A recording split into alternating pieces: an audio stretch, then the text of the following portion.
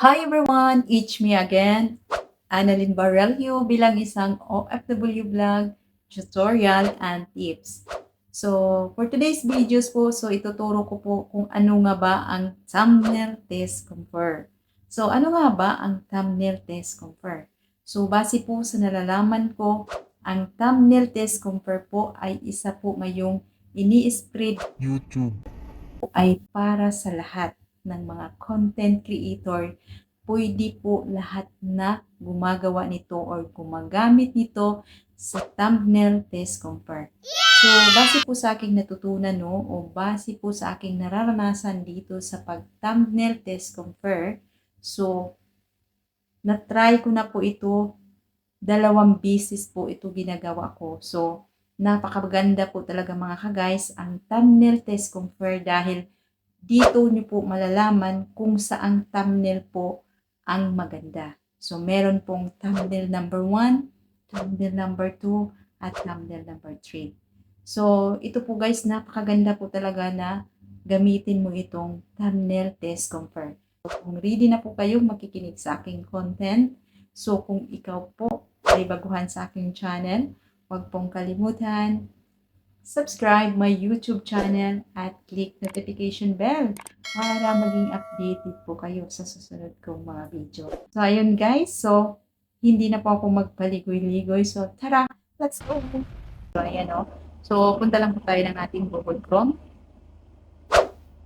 So, ayan. So, pag pumunta kayo ng Google Chrome, so, i-search nyo lang po ang www.youtube.com. So, ayan. So, pinutin natin. So, go. Search pa nyo.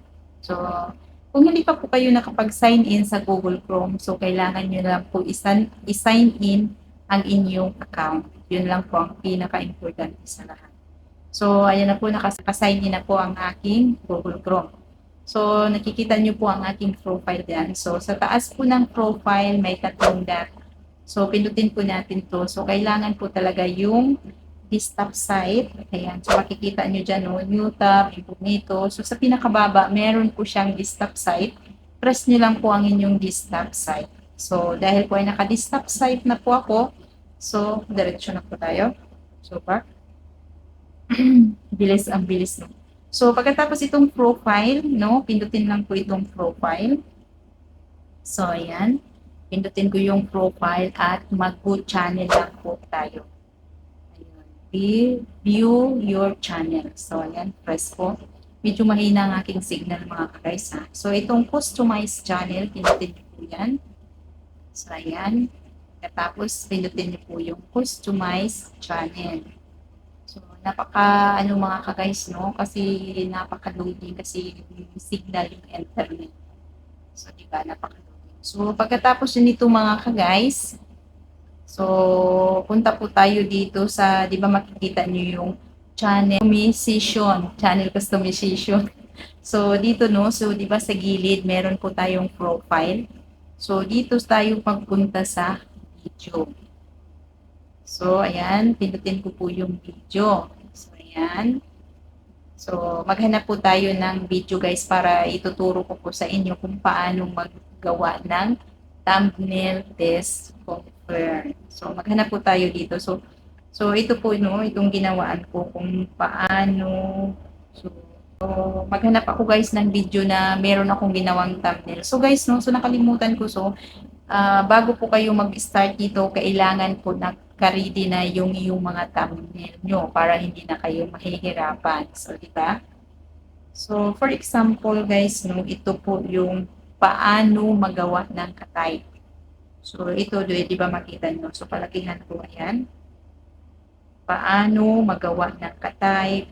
So, di ba makikita nyo dyan, guys, ito, magawa ng ka-type. Paano magawa ng ka-type. So, i-press nyo lang po itong paano magawa ng ka-type. So, wala po yung thumbnail mga ka-guys, di ba? So, for example lang po mga ka-guys, ha? So, ayan. So, di ba nakita nyo dyan ay upload file. So, auto-generated. So, test and compare. So, di ba nakikita nyo dyan, meron na pong test and compare. So, di ba? Dito po tayo sa test and compare. So, press. So, di ba, merong plus 1, plus, merong tatlong plus. Number 1, number 2, number 3. So, una-una mag-upload po tayo ng number 1. So, press nyo lang po yan. For example, dito po, naka-ready na guys, no? So, di ba naka-ready na para hindi na tayo mahirapan.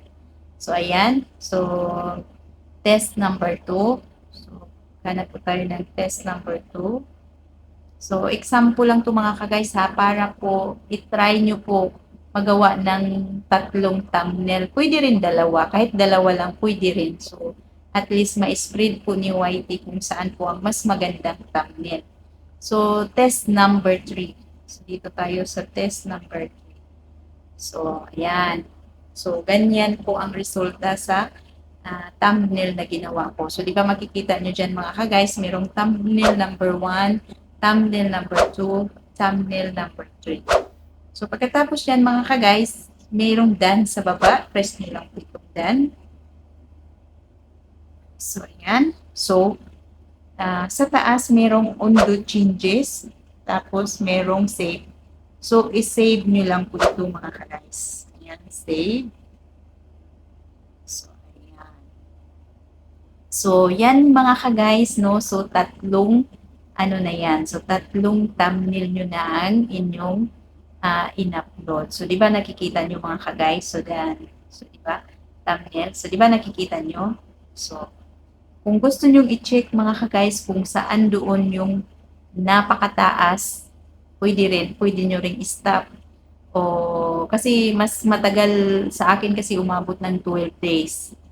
So, pero kung makikita nyo kung saan na yung pinakamataas dyan, so for example, no, kung gusto nyo titingnan, dito po kayo, pindutin nyo lang po itong picture at nakita nyo yung view test report, upload file, auto-generated. So, dito tayo sa view test and report. So, press nyo lang po yan.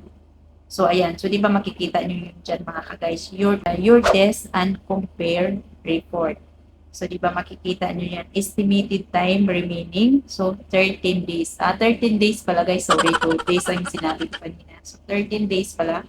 So, di ba nakita yan dyan? Thumbnail number 1, thumbnail number 2, thumbnail number 3. So, dyan nyo to guys makikita ang kung saan na thumbnail ang pinakamataas na nag-clickable yung mga tao. So, di ba, maganda mga ka-guys kung itry nyo. So, dahil po ay nakapag-try na po ako, kaya yun, sinishare ko po sa inyo ang aking natutunan. So, ganun lang po mga ka-guys, kung gusto nyong tingnan kung saan pong thumbnail ang mataas, dyan. So, kung gusto nyong antayin within 13 days, gusto nyo, pwede rin mag-antay kayo. Pero kung gusto nyong pag mag-check na kayo, mag-compare na kayo kung saan yung mataas dyan, pwede nyo yan, pindutin lang. For example, kung si number 1 ang mataas, ganyan lang, tapos i-stop. Stop nyo lang guys. Stop. Tapos, yan na yun siya. Na number 1 na yung thumbnail mo. So, yan. So, di ba nakikita nyo dyan mga guys? So, yan na ang thumbnail nyo. So, kung gusto nyo i-stop. Mga guys, no? So, ganun lang po kadali mag-thumbnail test compare. So, napakasimple po mga guys, no? So, napakaganda po talaga pag i-try nyo. So, depende po sa inyo kung gusto nyo i-try, no? So, sa akin kasi guys, na-try ko na. So, 2 times ko nang na-try ito. So, mas maganda talaga kasi kung saan yung thumbnail dyan na mataas yung thumbnail niya. So, yun po ang kiniklik ko. So, hindi ko na po inaantay ng 13 days. So, in-stop ko na kung umabot na ng 5 days, 2 days, 3 days. In-stop ko na kung saan doon yung mataas. Yan.